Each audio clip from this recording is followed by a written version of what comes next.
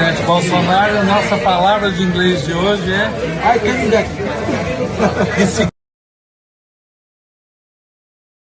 Em janeiro foi divulgado no portal do Grupo Dignidade os dados do relatório anual de mortes e violências contra pessoas LGBTs. Mas, curiosamente, a mídia não tem repercutido esses dados. Vamos dar uma olhada? Em 2022 ocorreram 256 mortes violentas contra pessoas LGBTs, o que representa uma queda de 18,9% em relação ao ano anterior. No primeiro ano do governo Bolsonaro, essa queda foi de 22%. No segundo ano, 28%. No terceiro ano, houve um aumento de 33%. E ainda assim, esse número ficou abaixo da média dos últimos 10 anos. A justificativa apresentada para a queda no número total de mortes do último ano, apresentada pelo Grupo Gay da Bahia, que é o responsável pela elaboração desse relatório, é a mesma lá de 2020. A pandemia e o medo do discurso de ódio do governo que teria feito as pessoas ficarem mais reclusas em casa. Só que em 2022 nós não estávamos mais em lockdown e apesar de ainda conviver com o Covid, as pessoas seguiram sua rotina normalmente. E também foi o ano em que a Parada do Orgulho LGBT bateu o recorde de público de 4 milhões de pessoas. Se a gente olhar para os dados da série histórica, essa justificativa faz menos sentido ainda. Durante o governo PT foi justamente o período em que houve o maior aumento no número total de mortes de pessoas LGBT. Se a gente olhar ano a ano, de 2013 a 2011, governo Lula,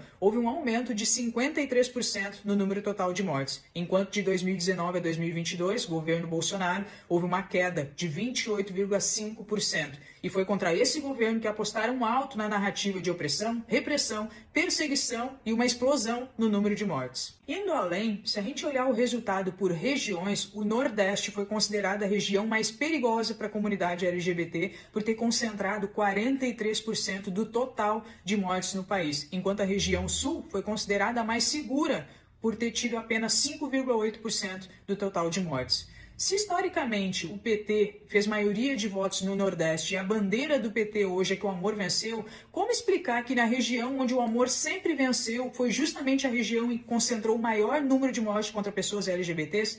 Como explicar que a região Sul, onde Bolsonaro fez a maioria dos votos e que nós fomos taxados de bolsonaristas homofóbicos, tenha tido menor número de mortes? No ranking de estados, a Bahia é o estado que teve o maior número de mortes do país, seguido de São Paulo, Pernambuco, Minas Gerais, Maranhão e Pará, enquanto que os estados que tiveram o menor número de óbitos foram Santa Catarina, Rio Grande do Sul, Roraima e Rondônia. Reparem que na região em que o Lula fez a maioria de votos, justamente nos dois estados em que Bolsonaro foi a maioria, foi também onde teve o menor número de óbitos de pessoas LGBT. Diante desses dados, uma pergunta é inevitável. Por que, afinal de contas, a mídia não está repercutindo esses dados? Será que é porque eles contradizem totalmente a narrativa construída ao longo dos últimos 4 anos? Eu sempre faço questão de dizer, se os brasileiros fossem uma nação unida, nós jamais permitiríamos um governo feito PT, principalmente por todo o tempo que eles se mantiveram no poder. Mas essa é justamente a estratégia esquerdista.